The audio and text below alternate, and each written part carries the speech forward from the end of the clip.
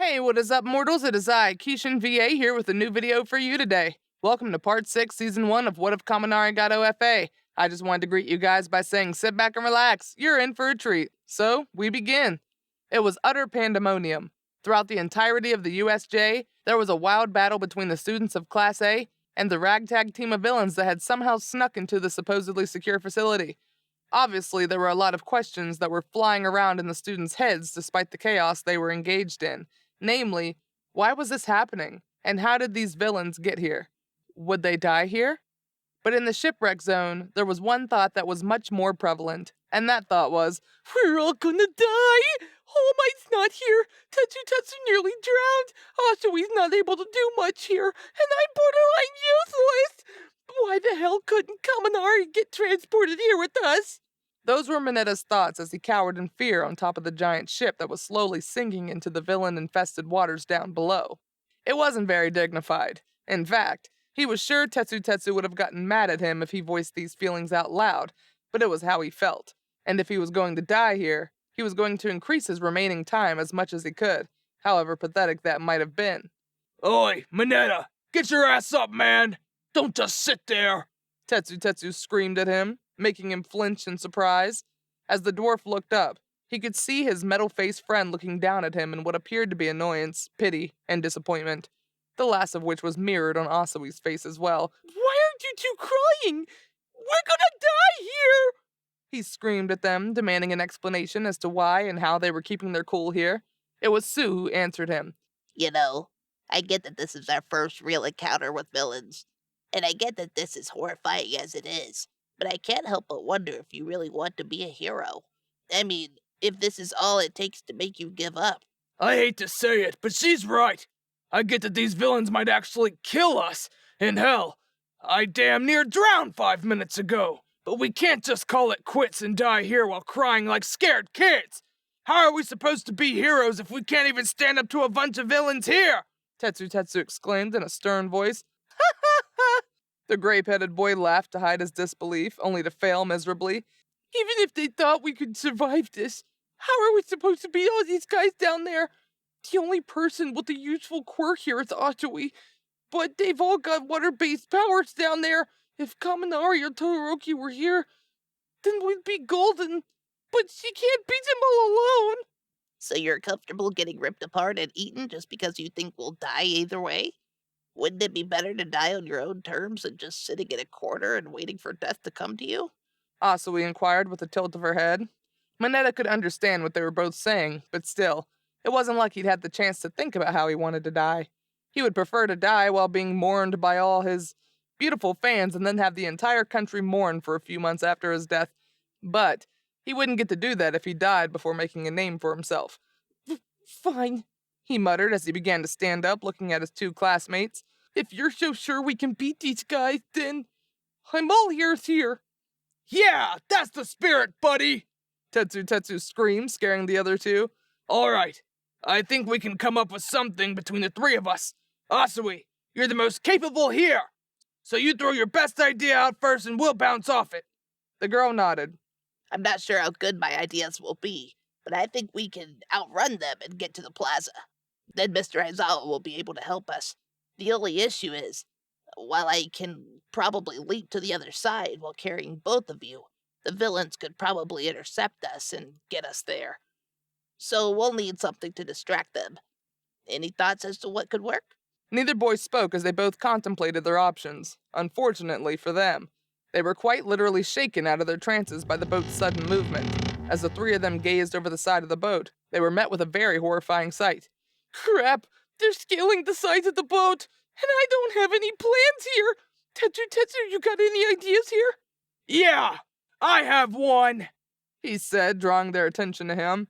It's not very good, but if we combine mine and Minetta's quirks, I can probably drag a couple of those villains under the water and cause a big enough scene to distract them for long enough for you two to get to land.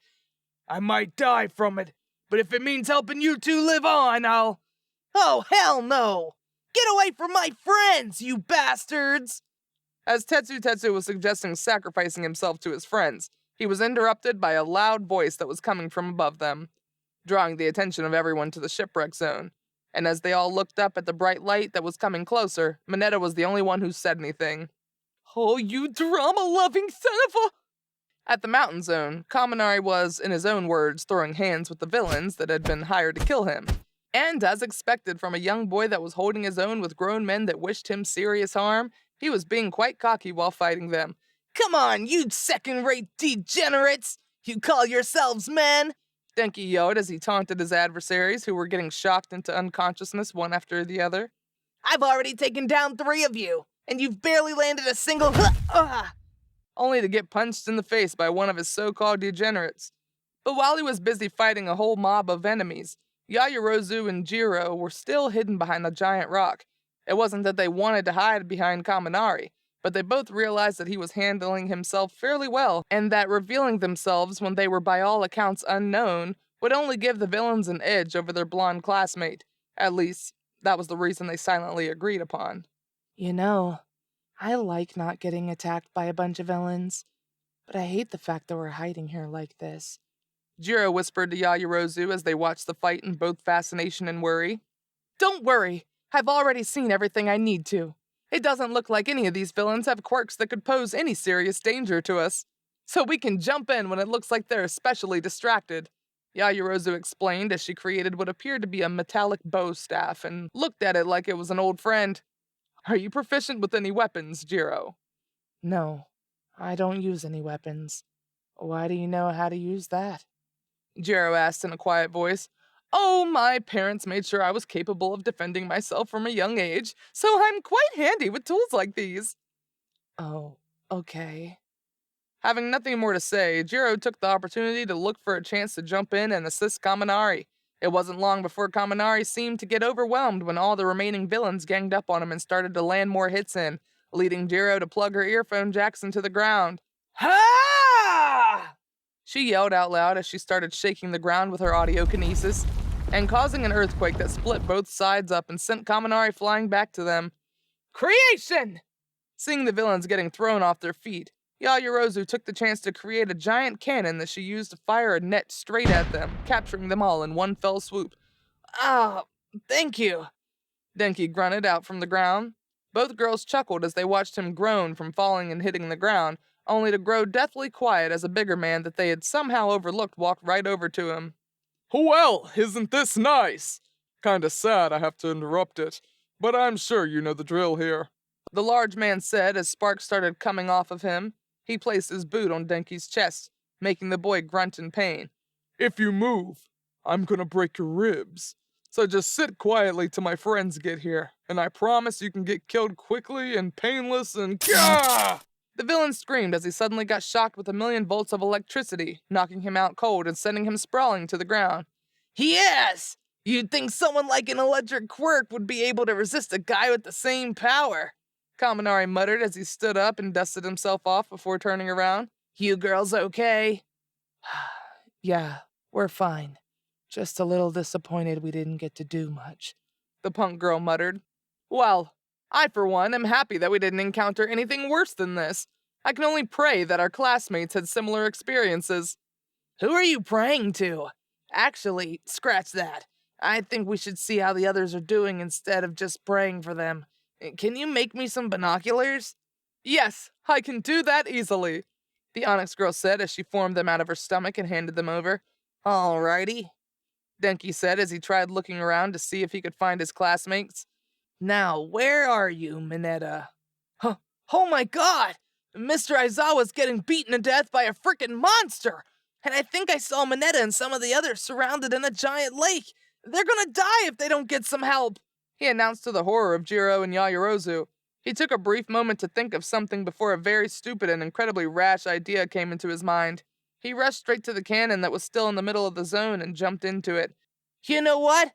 I don't have any time to explain, and I don't want any arguments. Just shoot me as high up as you can, and then pray to all the gods you know that I don't die on the way down." Seeing them hesitate, he screamed at them. "Do it now! Hurry!" Hearing him scream, they both ran behind the cannon and tried aiming it upward. "All right, on 3. 1, 2. "If we live through this, I want to take you..." 3. Out! Denki tried saying something, but with the speed at which he was talking and the fact that he was getting shot from a cannon as he was saying it, it came out as a garbled mess. Hopefully, whatever it was wasn't too important, but he couldn't think about that right now. He needed to come up with a plan on the spot that would solve the issue of both Mineta and Aizawa not getting killed. As he neared the climax of his flight, he couldn't help but notice how slow everything seemed to be going. Most likely it was the adrenaline, which gave him plenty of time to think. All right, I gotta come up with a plan here. If I don't get this right, Mineta and whoever's with them are probably gonna become fish food, and Aizawa's getting pummeled by that bird-looking thing. I think I've still got 500,000 volts left, so I know I can take care of the guys in the lake. But what can I do to help Aizawa? If I had all my strength, this wouldn't be so much of an issue. But One for All never manifested like that. I'm not strong or fast like All Might. Heck, I probably can't even beat Gramps. But Mr. Yagi did say that the power adapts and grows over time, so maybe I'm just thinking about it wrong. I know that my shocks have gotten stronger, and there was that thing that happened on the first day, but I never really considered them All Might-like. But if it's me that's the problem, then I just have one thing to say. He thought as his eyes started glowing and an electric shroud began forming over his body. If you can hear me, past users of this awesome power, then please help me save my friends. As these thoughts were unofficially spoken, Denki could feel something inside him surging through his body like a current trying to get out. Though he had no way of confirming it without All Might present, he knew it to be One for All, and with it he heard a voice speak out to him. Very well. As per your request, we shall help you. No sooner had the mysterious voice spoken up had the power surge reached its peak, overflowing and threatening to strike at the people below like a thunderstorm. And as Denki began falling, he knew the perfect words to say in this situation. Heaven's thunder! Divine lightning storm! Ah! With his screams came the lightning, so powerful and intense that it blinded anyone who looked directly at it. So extreme and uncontrollable was this force of nature. A flurry of stray lightning bolts struck the ground below him at random, striking at friends and foes indiscriminately, before ultimately condensing into a solid sphere and then striking down at the center of the plaza straight at the monster. Yeah! The light was so intense that it blinded even Kaminari himself. The force was so powerful that the sheer power of it kept him afloat, the roar of thunder so loud that it drowned out all other sounds.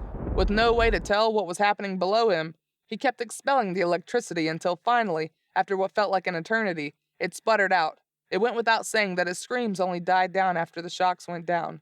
Unfortunately, so did the force keeping him airborne. Without the power of One for All forcing him up, he began falling to the ground. He'd probably die if he didn't do something, but it was getting hard to keep his eyes open. Maybe just a quick nap would do me some good, he thought as he began falling into the realm of Morpheus. I'm sorry to bring you here so suddenly, but I doubt we'll get a chance to talk much later on, Kaminari. Huh? Where am I? Kaminari looked around as he began waking up. The last thing he remembered was being shot out of a cannon, and, well, he kinda blacked out after that. And now he was in a place he didn't recognize at all, which appeared to just be an infinite black void. He tried moving, but he found himself unable. He tried crying out, moving his body, even just his arms, but he was completely entrapped in a black mist that immobilized him completely. Again, I'm sorry to bring you here so suddenly, but I need to give you the basics before you get any further along. I'd hate for the side effect to get you like it did Shinomori. Once again, a mysterious voice called out to him, but this time, he actually saw who it belonged to. It was an older woman, perhaps around 40 to 50 years old, with long black hair and a hero costume. But perhaps the most prominent feature was her eyes that were tainted with melancholy. Right, I suppose I should start with the most obvious thing first. You can't actually talk here, because you aren't fully integrated yet. Not even Toshinori is here. And he had One for All the longest, so I'm not sure how long it'll be for you. In any case, well, I'm Nana Shimura, the 7th holder of One for... Kaminari flinched suddenly as the void they were in started shaking. Darn, you're waking up already? Well, look, when you wake up, ask All Might about One for All. He'll get defensive about it, so tell him about my son. He'll believe you then. Just... Unfortunately for the Shimura woman, Kaminari began fading away as he began returning to the land of the waking, leaving her alone in this desolate place. Wait! I need you! Kaminari shot up and looked around in confusion while blindly grabbing forward before gasping for air. Looking around, it looked like he was in an infirmary of some sort. Well, if you really don't want me to go, then... Denki looked forward towards the person who was speaking to him, and immediately turned bright red. Right in front of him, with an equally red face, was Yayirozu, who wouldn't look him in the eye. Looking down, he noticed that he was holding her hands in his own, and then he realized that he just yelled out that he needed her at the top of his lungs. Eat! He muttered in a squeaky voice as he froze while looking at her, making her blush even harder, which made him blush even harder. But just as they were engaged in an awkward staring contest, another voice rang out in front of the infirmary. Holy crap. Turning slowly to the door, Kaminari's gaze turned from one of awkwardness to one of horror as he saw that Mineta and Ashido were gazing in from the hallway, their faces wide with shock. Thank you all for indulging yourselves in all this information thus far. I hope you enjoyed it. Now there are a few more things I'd like to go over before the video ends. Firstly, I'd like to say, if you're in the mood for some great storytelling, We the Celestials has got you covered. Our We the Celestials, My Hero Academia, and Naruto What If YouTube channels retell the story of their namesake anime with a twist. Check it out if you're interested. Secondly, on behalf of We the Celestials, I'd like to thank everyone involved in today's excellent content production. Their details can be found in the description below. Lastly, if you're interested in what we do here at We the Celestials, I'd like to extend an invitation to join the team.